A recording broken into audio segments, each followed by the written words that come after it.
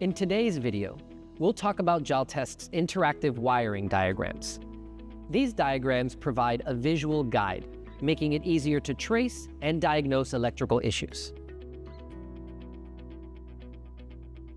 Hover over any component in the wiring diagram, and you'll see images of the part and detailed information like pinouts and socket connections. CAN high and CAN low lines are clearly marked, and a toolbar at the top allows you to search for specific components.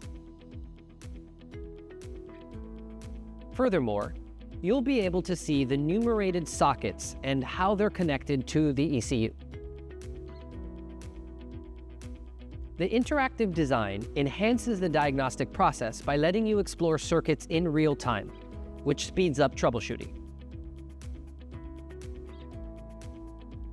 Thank you for watching. Now you know how Jaltest's wiring diagrams simplify electrical diagnostics.